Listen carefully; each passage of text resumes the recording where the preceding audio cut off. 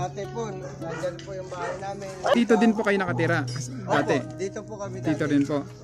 Binuldos po yan. Napalipat pa kami dito. Hindi namin po alam kung susunod. Saan naman po kami pupunta. Ngayon po, baka po hindi abutin naman kami ng December.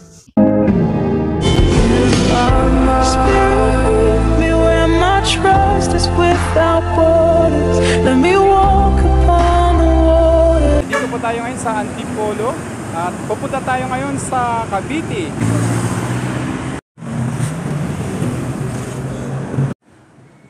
Shoutout po sa lahat ng ating puso na pinakita na kami. Rats TV, dito po ito sa Tikling, Taytay, no? Taytay na, di ba? Taytay. Okay. So papunta na po kami na Cavite ngayon. Abangan nyo po.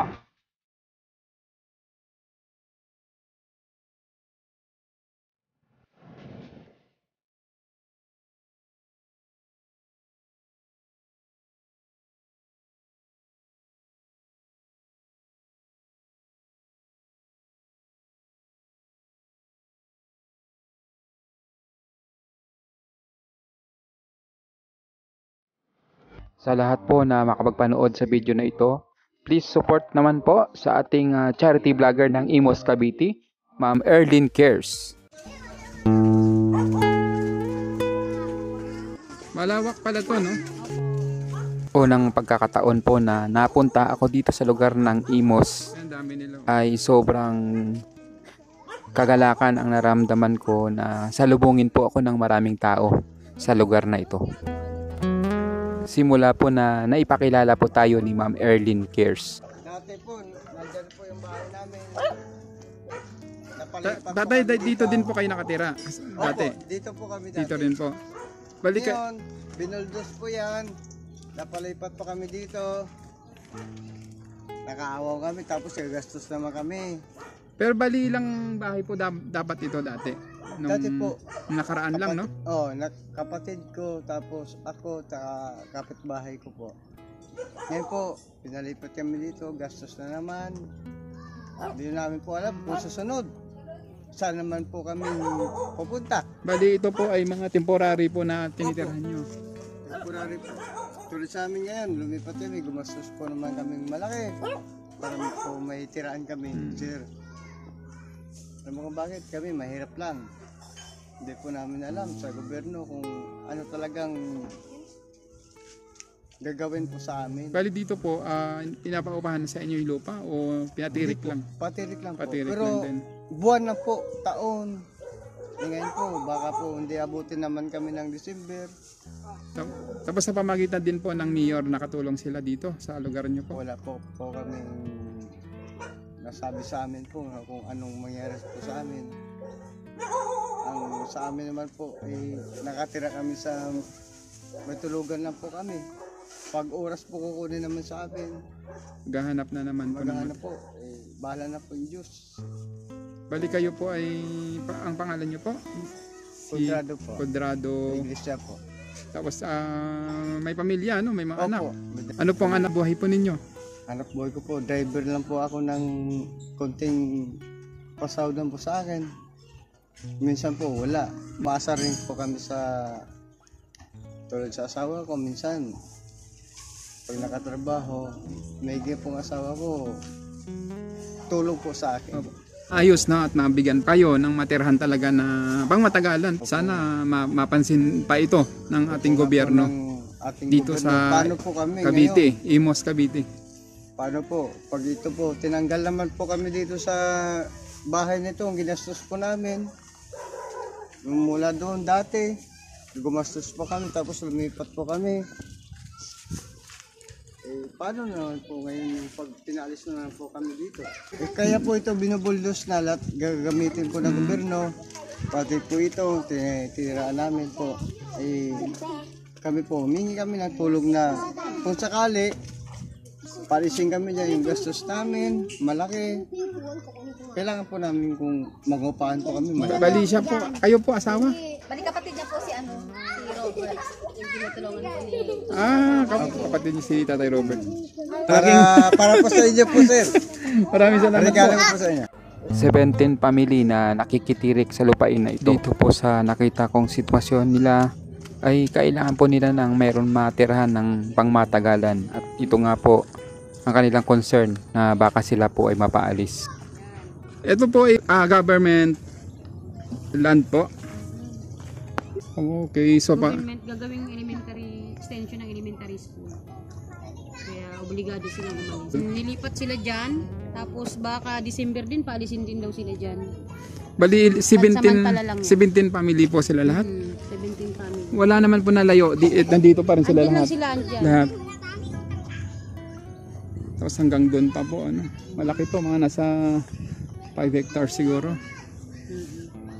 Tingin ko ma'am talagang ano madaming sumasalubong talaga sa'yo dito sa lugar na Kilala to. nila ako dito.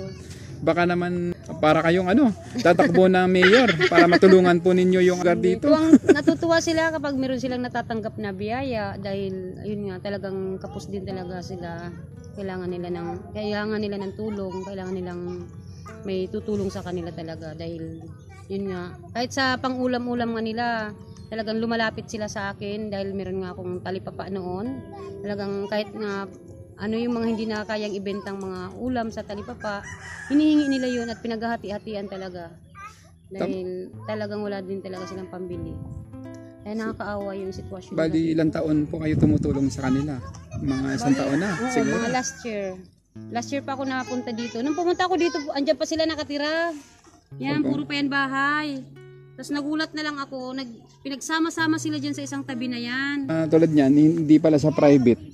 Sana nailipat pala ng ating mayor dito sa Imos. Parang hindi nabibigyan ng pansin kasi konti lang sila. 17 families lang din daw sila. Tapos mga dayuhan pa. Mga hindi butante, gano'n. Baka. Ayan, interview natin si Tatay Robert, yung tinutulungan ko dito. Sige. Sana ay marami pang makatulong sa'yo at Yun din po ang hangad natin, sir. marami pa pong matulungan kayo sa lugar na to. Maraming salamat po, Ma'am Merlin. Bali ang bahay ni Tatay Robert, saan? Doon sa looban. Magandang hapon po. Magandang hapon po, Tatay Robert. Ayan, si Tatay Robert ay senior citizen na po, no? Hindi pa Ay, di pa. Pero, naaninag nyo po ako, nakikita nyo ako. medyo naninag pa po kasi hindi pa magaling yung mata ko eh. Ano po itsura ko? Yung maputi po. Maputi ang mukha. Pogi naman kaya. Yung itsura po. Ang itsura. Maraming salamat po. Talagang maliwanag na maliwanag yung paningin. Bali dalawang mata po. Opo, yung isa hindi na makakita. Hindi na, wala na daw talaga pag-asa. PWD na. Bali yung isa na lang. Opo, Pero yung isa, malabo pa rin. kahit pa paano po, mayroon pa rin isa na Naninag. natitira po, no? Para yun ang magiging gabay nyo po sa araw-araw na may makikita pa kayo. Ba, naghanap buhay po kayo? Buhay, hindi. Wala pa po ngayon kasi kakaupira ko lang ng June 19. Ano? Mga pa lang, 2 buwan pa lang mahigit. Natulungan kayo ng gobyerno?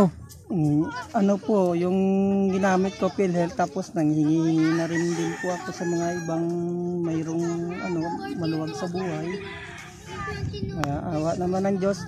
Sa ospital may balance pa rin. Papansin po yung inyong kalagayan dito po ng ating gobyerno. Sana po. Hindi naman po ibig sabihin 17 family lang po babaliwalain po. Ano? Opo. Tatay Robert, maraming salamat po. Maraming salamat po sa pagpunta niyo po, sir. Ingatan mo kayo palagi. God bless you. Sana marami pa kayong tao matuloy. Yan. Maraming salamat.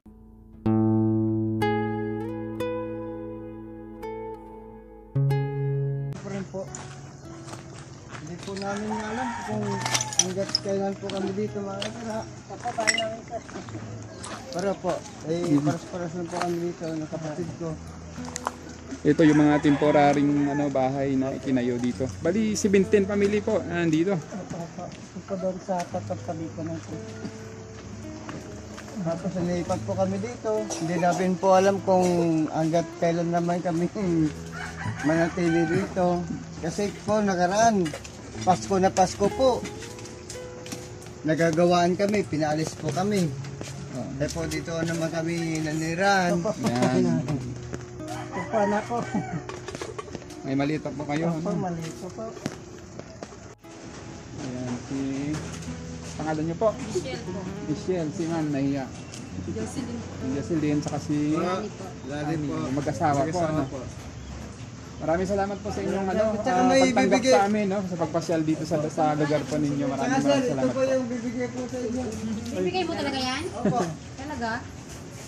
Para kay sir, oh. Yung talaga.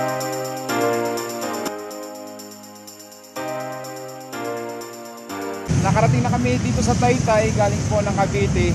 Maraming salamat sa iyo, ha? Bro. Sana ay lumakas na ang biyahe mo at ingatan ka lagi ni Lord sa mga biyahe. No? Isang angkas driver, talagang masipag na tatay na no? Linggo na linggo nagpapahinga, pero magkasama kami para dun sa aming mga napuntahan ngayon sa Cavite. Maraming salamat sa pagkakas. God bless. Bye-bye.